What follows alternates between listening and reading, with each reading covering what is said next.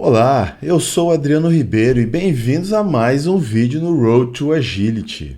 Bom, eu queria saber se vocês conhecem o termo root cause. Se conhece ou se ficou curioso, né? Bom, acho que é mais para quem conhece. Quem conhece sabe como é difícil encontrar a root cause de um erro que ocorre durante a execução de uma aplicação, né? Você nunca sabe o tempo que isso vai levar. Às vezes até para ele ocorrer de novo. Bora conversar um pouco sobre isso?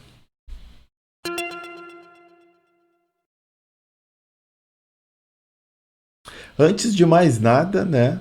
Claro, eu gostaria de pedir aí para, se você estiver curtindo esse material, curtindo o conteúdo, por favor, curta também o nosso canal, materialize aí a sua satisfação com o nosso conteúdo e eu vou ficar muito feliz em responder qualquer dúvida, qualquer questionamento que você queira, enfim, propor ali alguma coisa diferente, alguma situação diferente, por favor, fala comigo que eu vou ficar muito feliz em responder. Aproveita, se inscreve para receber as notificações de novos vídeos, novas lives. Esse mês eu estou preparando alguns vídeos especiais aí para esse final de ano, para a gente terminar com um conteúdo legal aí de Natal. Beleza? Vamos seguir então? Bom, voltando aqui para o nosso conteúdo, bom, root cause é a origem de um problema, né? A origem é você saber o que está causando aquele problema. E para fazer isso, principalmente se você tem uma aplicação pequena, pode ser que não seja tão difícil, né? Assim, eventualmente vai estar ligado a interface, algum parâmetro que não foi validado, né? Ou, enfim, pode ser em relação à validação ou banco, mas assim, você tem um espaço pequeno de possibilidades para analisar. Agora, numa aplicação maior, numa aplicação multisserviço, numa aplicação distribuída ou descentralizada, aí o buraco é bem mais embaixo. E normalmente nessas aplicações você tem um SLA, ou seja, você tem um acordo em nível de serviço. Você tem um tempo para apresentar o motivo do problema e um tempo para corrigir aquele problema. Então, o tempo de resposta importa. E para que você torne a sua vida mais fácil, é importante que você tenha informação. Lembra daquela máxima, né? Informação é poder. E literalmente é. Quando a gente está investigando um bug, quanto mais toda a informação vai ser extremamente bem-vinda, né? Que a gente tiver acesso, né? Seja via log, seja nas telas, seja na interface propriamente dita, né? Claro que também é horrível que você esteja usando uma aplicação e aparece aquela tela com um monte de informações. Então é importante que saibamos tratar as exceções em tempo de execução. E falando em exceções, é exatamente isso que eu quero trazer aqui para a mesa, ou seja, usar as exceções da forma correta para documentar esses casos não previstos durante a execução das aplicações que você desenvolve. Normalmente as aplicações orientadas a objeto suportam esse recurso.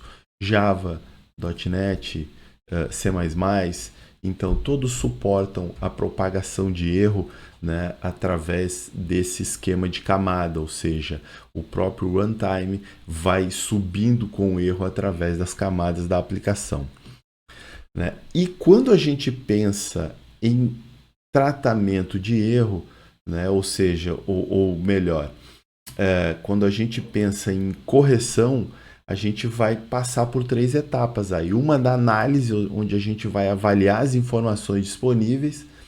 Outra, onde a gente vai escrever um teste para aquela situação que a gente identificou, e terceiro, fazer a correção para que aquele teste passe.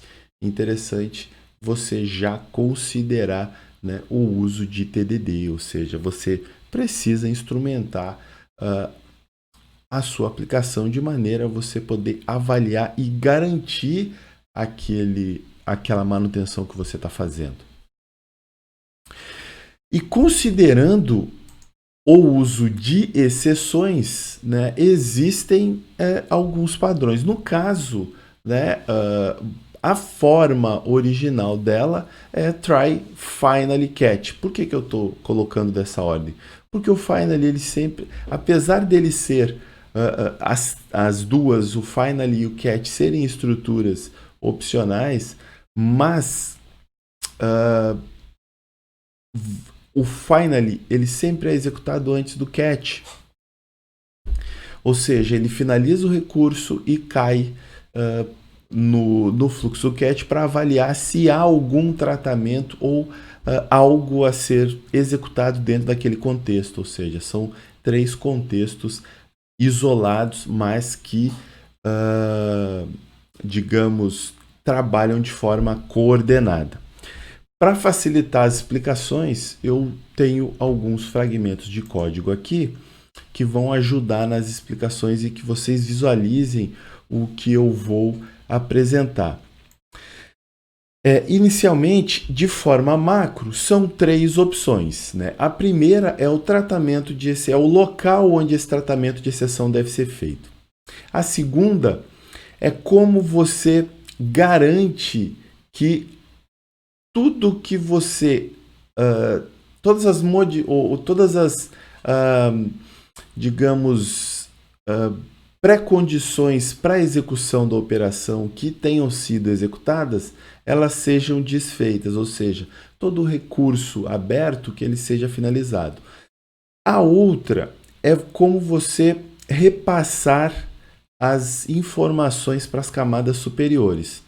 E a última é como você reformatar essas informações. Então tá. Considerando essas opções, vamos ver aqui algum código para facilitar. Bom, então vamos lá. A primeira opção é o local da gente fazer o tratamento dessas exceções. Como as aplicações normalmente são multimódulos, né, sejam esses módulos plugins, DLLs, né, ou bibliotecas, para ser mais genérico, é importante que a gente não faça o tratamento em múltiplas camadas. Ou seja, a gente separar o processamento da exceção em coleta de informação, reformatação dessa informação e o tratamento propriamente dito. Porque se a gente fizer o tratamento muito embaixo, a gente acaba perdendo informação, porque a gente perde as informações do stack trace. Então, assim, a gente precisa deixar a propagação de informação fluir até a camada superior. Por quê? É na camada superior que a gente vai ter a informação ou, eventualmente, o suporte efetivo para reportar isso para o usuário. Por exemplo, aqui eu estou usando um console log, mas eu poderia usar um log para um arquivo, um log para um banco, enfim, eu poderia fazer diversos tipos de manipulações ou para a tela, dar uma mensagem para o usuário, como aquelas boas mensagens do Windows, né? A aplicação será finalizada. Clique em OK. OK. Fazer o quê? Então, mas é importante que aquela exceção ela suba, né, faça o bubble up, né, ou seja, ela suba até a interface, né, ela emerja sem perder informação, né? E considerando isso, se a gente fizer algum tipo de tratamento, mesmo que seja para logar, para incluir informações nas camadas intermediárias, como uma biblioteca, a gente vai perder. Quando chegar lá em cima e eventualmente log, o log ele vai estar desconexo, a gente não vai ter todas as linhas necessárias para se chegar ao método daquele módulo que realmente ajude ao fix desse problema.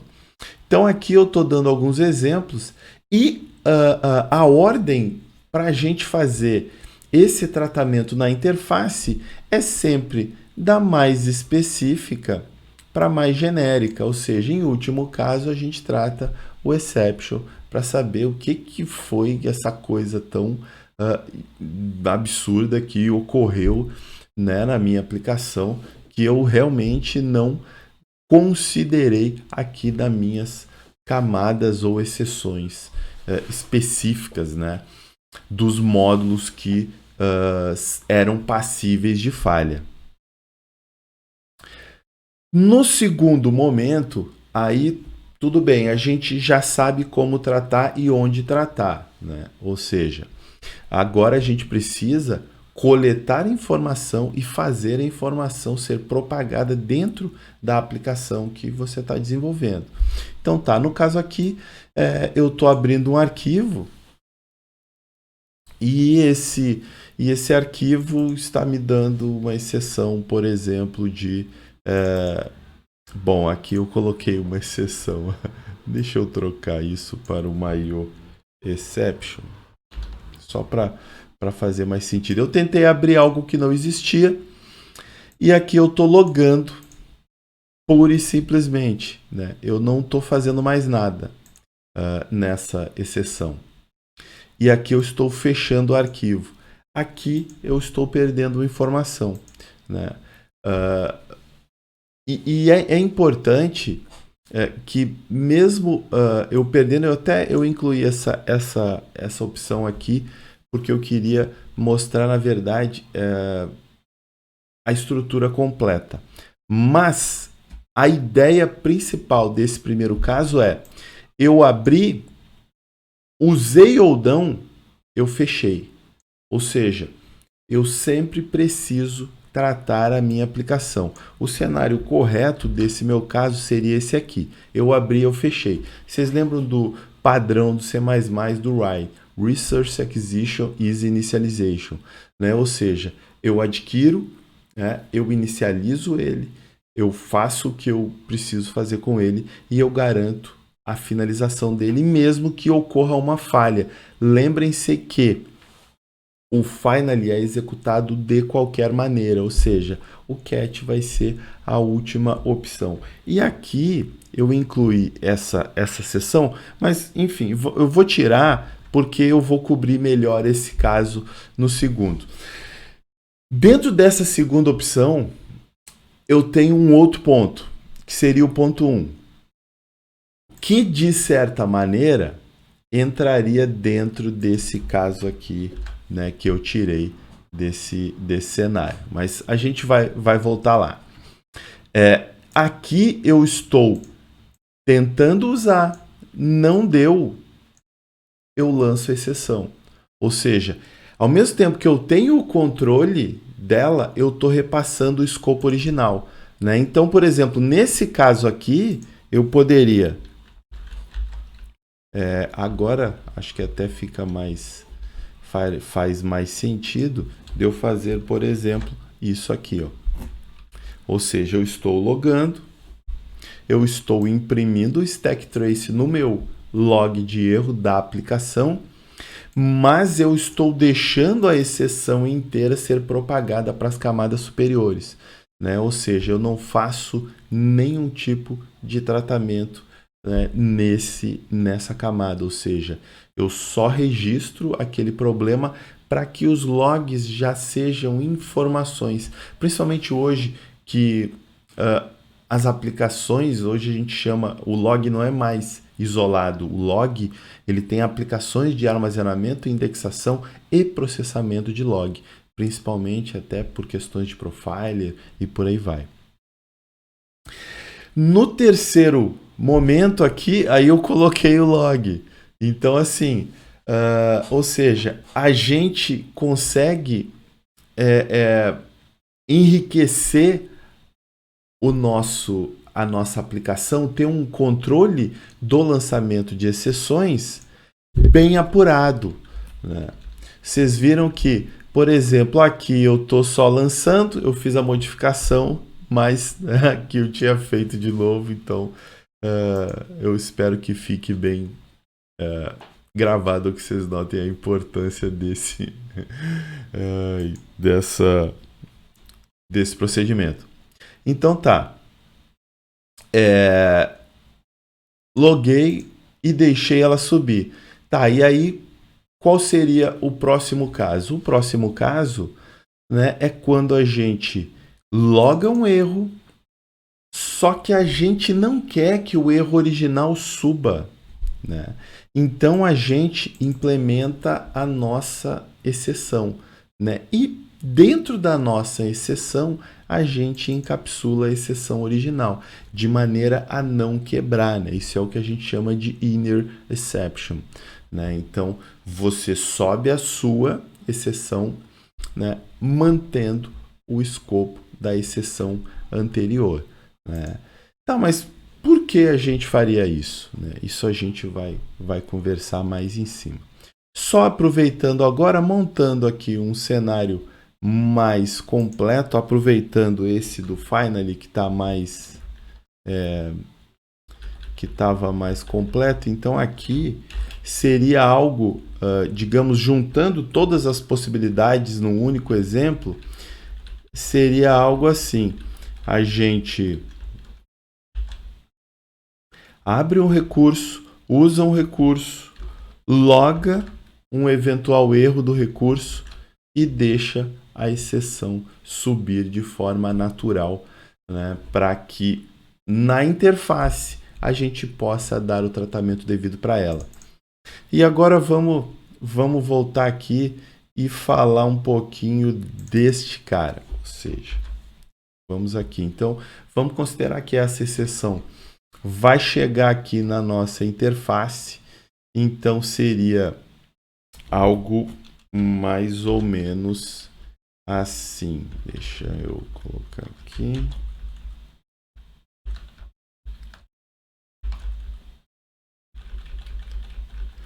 Por que eu faria isso? Eu misturaria exceções minhas. Bom, pessoalmente, eu não gosto de ter muitas possibilidades de cenários para o usuário ter que lidar em alto nível na aplicação. Então, nas minhas aplicações, nas minhas bibliotecas, eu costumo criar como se fossem exceções que agrupem outras.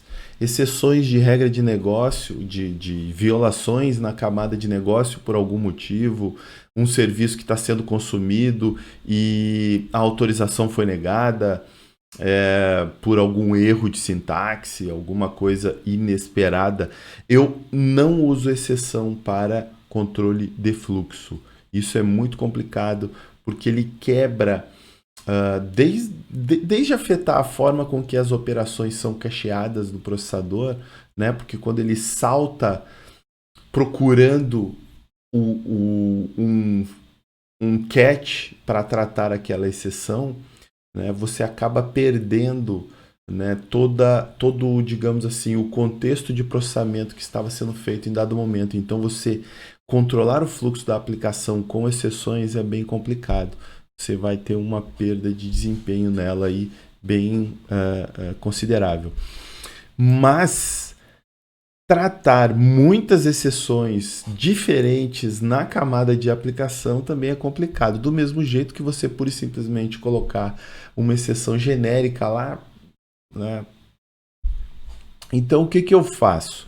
Até porque nem todo erro ele vai ser fatal. Então, apesar de ser um erro de execução inesperado, pode ser, por exemplo, um problema de rede, que é algo temporário. Você não precisa sair da aplicação por esse motivo, né? Você pode fazer algumas tentativas ou eventualmente aguardar o intervalo, tentar de novo. Então, não é... e a partir de um determinado número de tentativas, aí sim você pode, de repente, finalizar a aplicação. Mas